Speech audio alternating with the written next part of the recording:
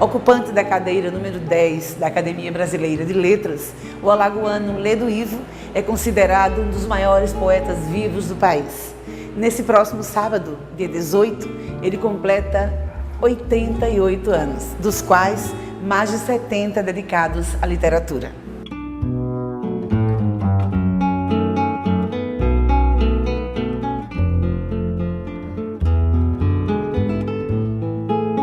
Registramos um pouco do pensamento literário e da visão de mundo desse alagoano absolutamente universal. Como você vai poder constatar, o mais importante da história de Ledo Ivo está longe de ser o fato de ele pertencer à academia. Durante a segunda Flimar, Ledo Ivo concedeu a mim e a professora Dilma Bonfim a entrevista que nós vamos ver a seguir. Que parece que o ponto de partida da sua obra, quer em prosa, quer em verso, é esse umbigo que está plantado aqui na terrinha. Maceió é o seu ponto de partida. Alagoas é o seu ponto de partida. O senhor concorda? Ao longo de toda a minha trajetória de escritor, né, as minhas experiências pessoais, né, têm um papel muito grande, porque eu acho que uma poesia, como diz o Rio, que poemas são experiências. É a sua experiência pessoal, é uma experiência familiar, no meu caso até é uma experiência até ancestral, porque o fato de eu ser descendente de Indo-Caetés, pelo lado materno, depois eu descobri que pesa muito, né, na minha obra. Quer dizer, eu sou um poeta alagoano, mas nessa alagoanidade está o meu berço, a minha raiz, a minha origem, a minha família, né? Tudo isso é muito presente na minha obra, né?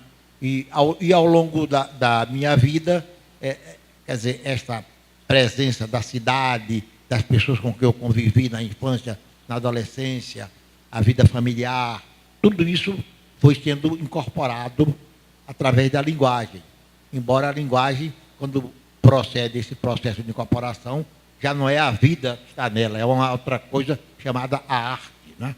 E a função da arte é exatamente essa, é de transfigurar, é até encantar a vida. De modo que, quer dizer, uma vez, por exemplo, eu tive uma experiência quando eu escrevi o meu romance Ninho de Cobra, que começou um incidente muito curioso durante a ditadura militar. Eu era editorialista do jornal Correio da Manhã, e então, um dia, uma tarde, me disseram: olha, tem aí um coronel que veio falar com você.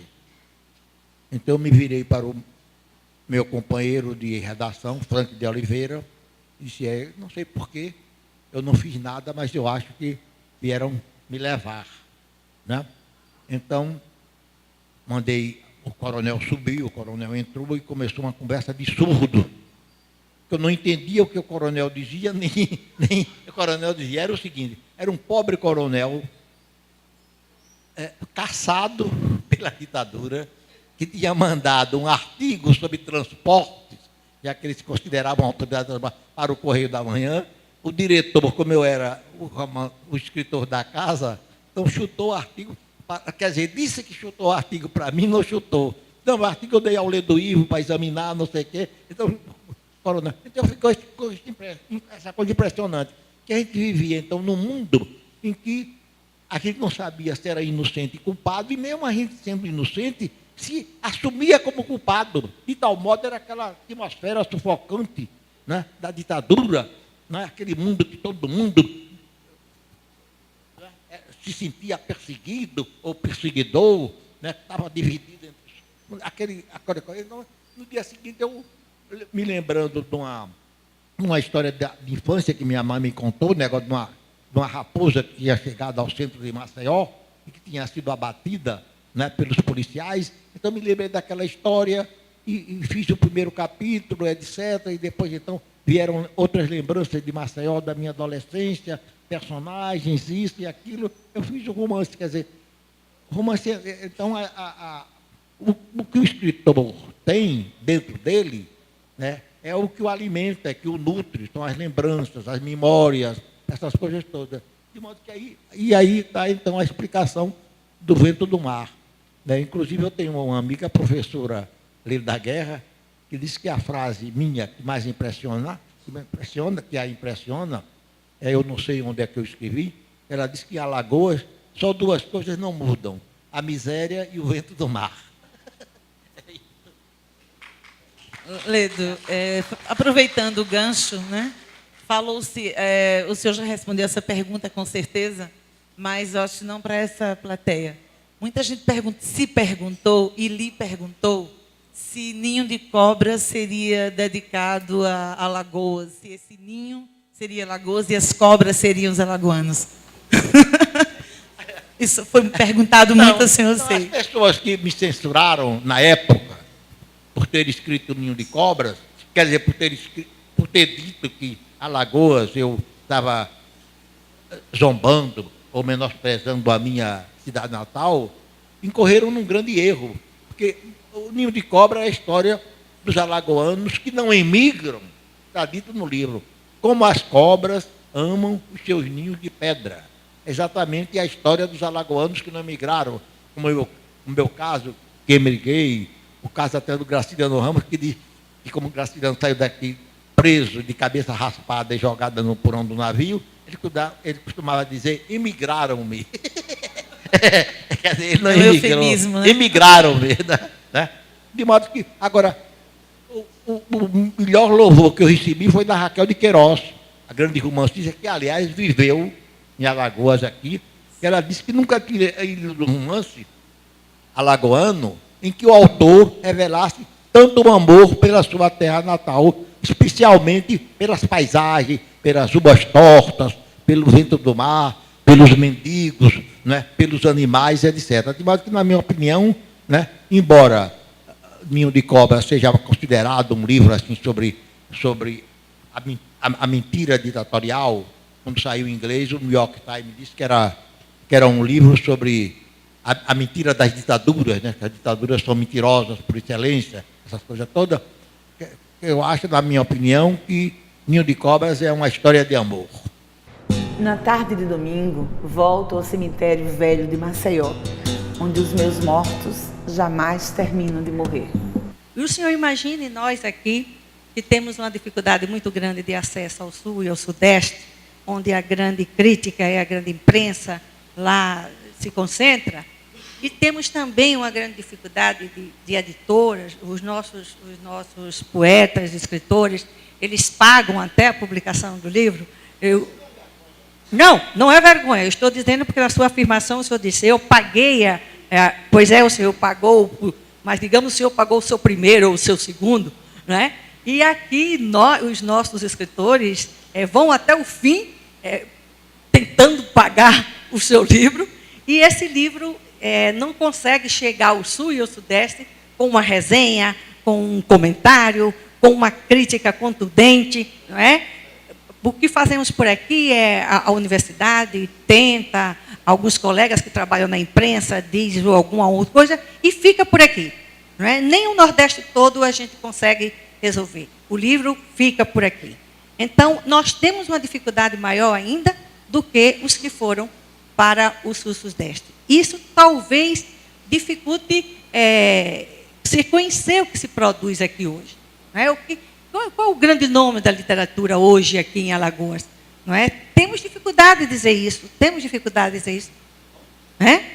Poetas como a Solange, a Ariete, tem grandes historiadores como Douglas, a Prata, etc. Alagoas tem uma elite intelectual que talvez a própria Alagoas ignore. Essa é que é a verdade. Agora, é um negócio curioso isso, porque na década de 30, né, um fiscal de bancos paraibanos, chamado Zelinho do Rego, morava aqui em Maceió, publicou um livro pago por ele, saiu no Sul, Menino do Engenho. Esse livro lhe abriu as portas da notoriedade. Na mesma época, estava aqui em Alagoas, a Raquel de Queiroz, que tinha publicado em Fortaleza, o 15. O 15 teve a maior repercussão no Sul, não é? E ela se tornou um nome nacional. Quando ela estava aqui, já era famosa nacional. E o meu querido Graciliano Ramos, cujos 2 livros, o Caetés e São Bernardo, foram publicados quando ele estava aqui, né? O terceiro, Angústia, ele escreveu aqui, em Maceió, saiu quando ele estava preso, etc., né? De modo que, naquele tempo, né, era até indiferente que você escrevesse um livro na província. O Érico Veríssimo escrevia em Porto Alegre, né? O Ciro dos Anjos em Minas, essas coisas todas, né? Hoje, não sei por que, é impossível esse processo, né? É um negócio curioso. Agora, eu não sei explicar por que isso é um problema, talvez até de sociologia literária e não somente de literatura. Lido, o senhor escreveu certa vez que os poetas continuam sendo os timoneiros do mundo. Diante de tanta aridez, o senhor volta a afirmar isso? Eu tinha 16 anos, os poetas não são timoneiros do mundo. Na minha opinião, os poetas são servidores, porque são servidores da linguagem e servidores dos homens. Eu não atribuo, embora muitos poetas achem que os poetas são os legisladores, que os poetas têm uma importância considerável, que são diferentes das outras pessoas, a minha posição é muito mais humilde. Eu acho que a poesia é um ofício, num certo sentido, como do sapateiro, como do antenista de televisão, como do caminhoneiro. Entende? Apenas o poeta, como pintor, como músico, como arquiteto, quer dizer, uma pessoa que tem uma chamada, um dom da criação, dom esse que, aliás, está imanente em todas as pessoas, e graças a esse dom, a essa vocação, ele então tem condições de exprimir-se, uma expressão não apenas pessoal, mas talvez ele fale pelos que não falam, e ele cante pelos que não cantam. No próximo bloco, o Ledo Ivo nos fala sobre poesia e inspiração, será que isso existe mesmo? E sobre a ideia de que toda história, toda vida, por mais simples que seja, pode servir de substrato para a composição de uma obra literária.